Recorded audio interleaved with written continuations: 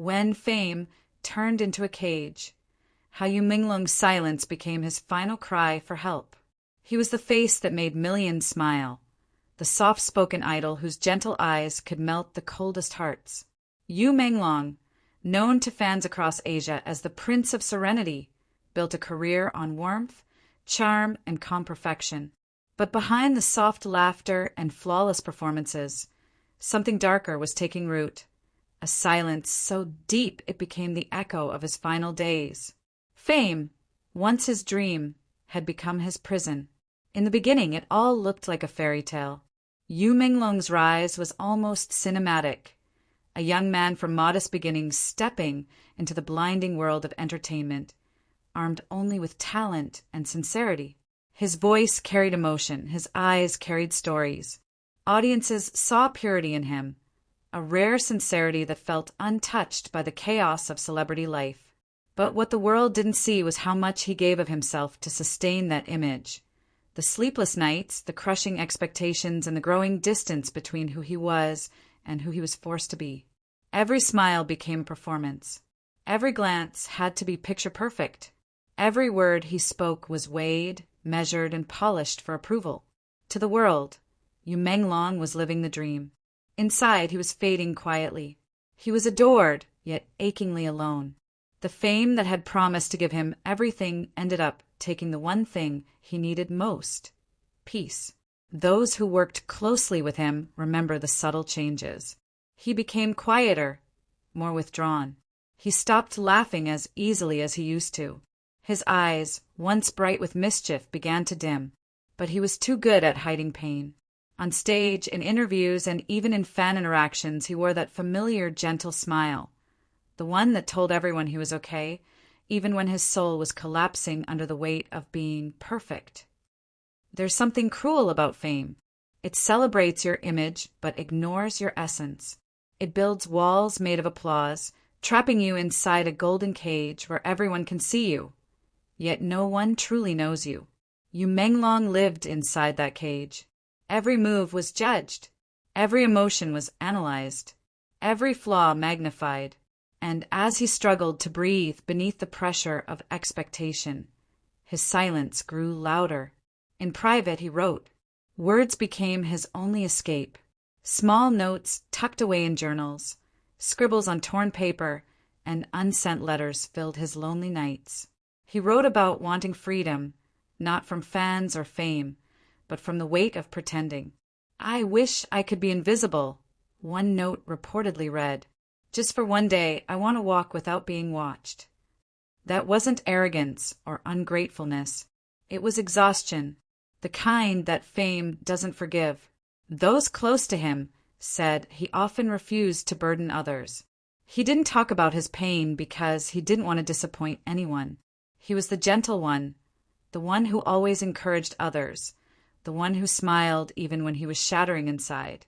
To admit he was struggling felt like betrayal to his fans, to his team, to the image he had spent years protecting.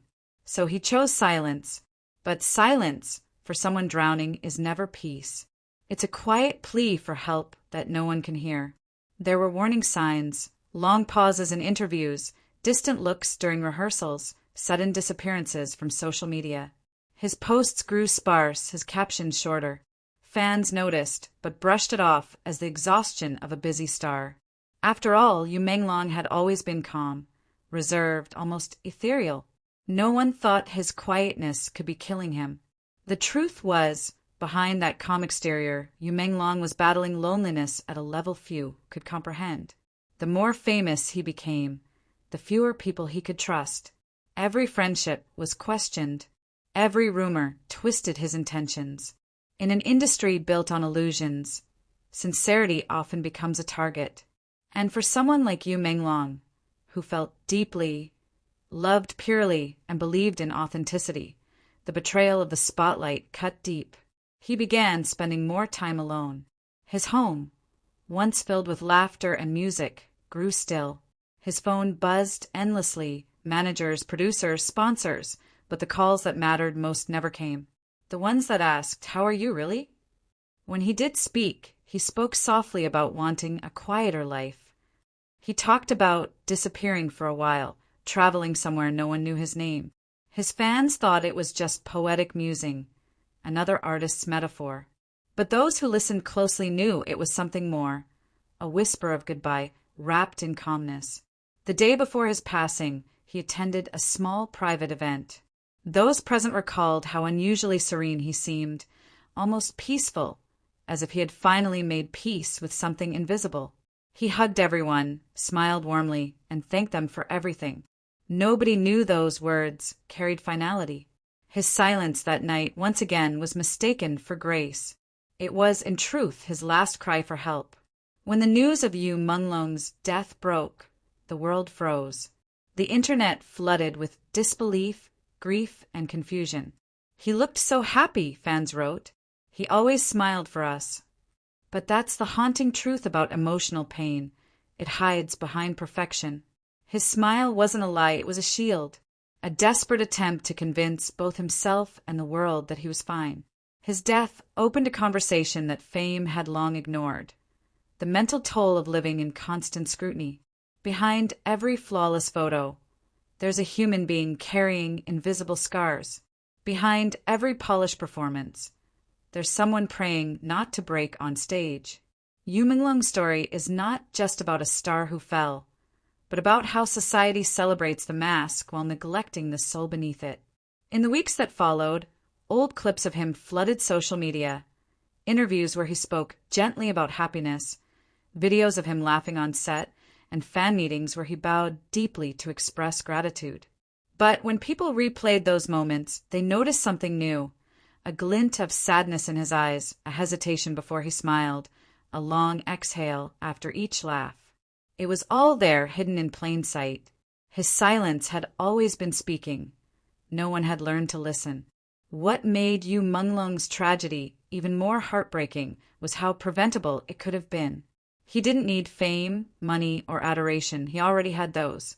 What he needed was understanding, someone to remind him that it was okay to not be okay, that he didn't always have to be strong, composed, or perfect. That vulnerability was not weakness.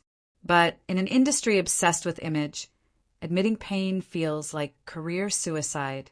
So he carried it quietly until it carried him away. In his final diary entry, rumored to have been found beside his bedside, he wrote a few haunting lines. "I am surrounded by people, but I have never felt so alone. The applause fades faster than the echo in my heart." That sentence became the echo that haunted his fans forever, a chilling reminder that fame without freedom is another form of loneliness. Now, every time his songs play or his dramas are rewatched, there's an unspoken ache in the air. His smile, once a symbol of comfort, now feels like a whisper of pain. His silence, once seen as elegance, now feels like a scream that went unheard. Menglong's death was not just the loss of a beloved star. It was the breaking point of a man who gave too much of himself to a world that only loved the parts that shined. His silence wasn't weakness. Fame has a cruel way of dressing pain in perfection. To the public, Menglong was living the dream.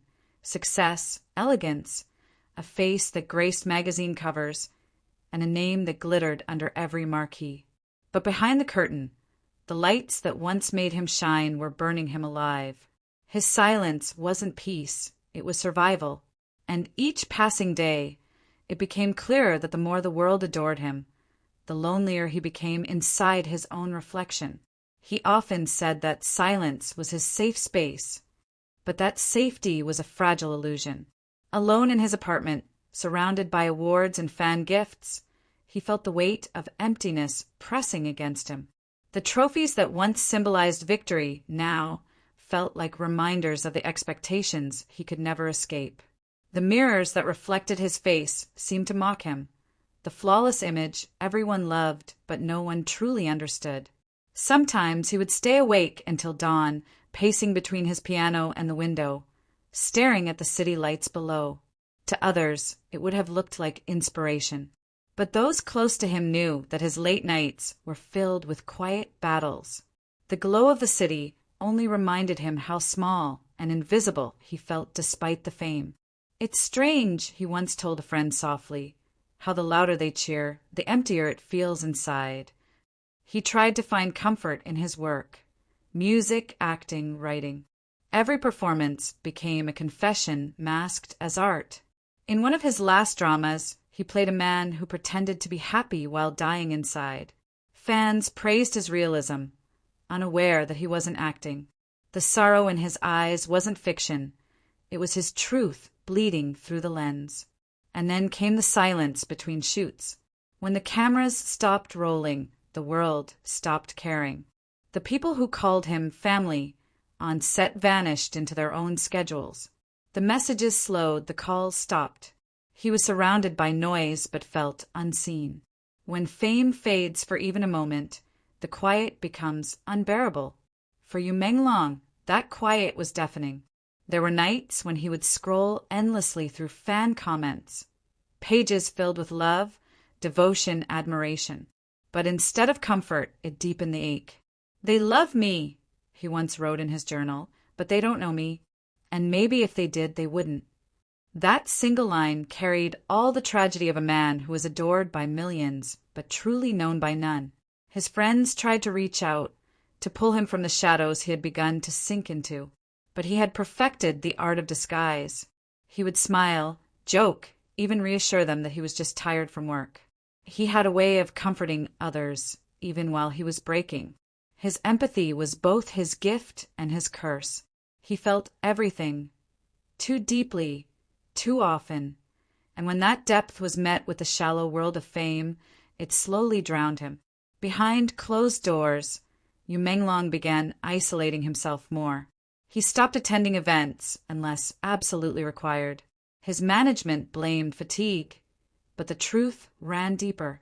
He was tired, yes, but not of work. He was tired of pretending, tired of smiling for cameras when he wanted to scream, tired of being Yu Menglong, the idol, when he didn't know who Menglong was anymore. There was one particular moment, captured unknowingly, that now haunts his fans.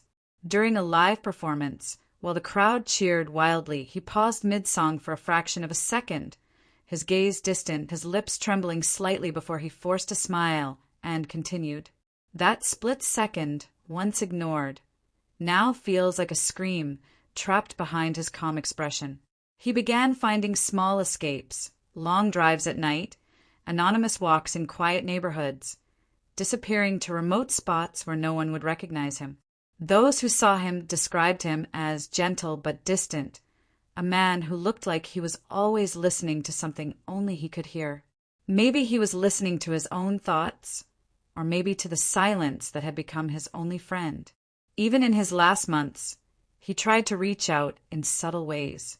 His social media posts grew poetic, fragmented sentences about stars, oceans, and vanishing light. "Sometimes the sky feels too heavy to hold," he wrote one night, followed by nothing else. Fans called it beautiful, not realizing it was a coded cry for relief. He wasn't being artistic, he was confessing. His silence became his language. It was how he spoke his pain in a world that only wanted to hear perfection. He was surrounded by people who loved his smile, but never asked about his tears. Every interview began with compliments and ended with rehearsed laughter. Nobody ever stopped long enough to ask the simplest question, "Are you happy?" By the time they did, it was too late. The night he left the world, the air felt strange, calm, almost too calm. Friends said he had been unusually affectionate that day, calling a few people just to thank them for everything. He smiled the whole time, and when they asked if he was okay, he replied softly, "I am now." It was the kind of answer that only makes sense in hindsight. When the news broke, it felt unreal. Social media exploded with shock and disbelief. Fans cried, stars posted tributes, and the industry spoke about mental health, something they had ignored when it mattered most. Everyone began to replay his old videos, searching for signs they had missed.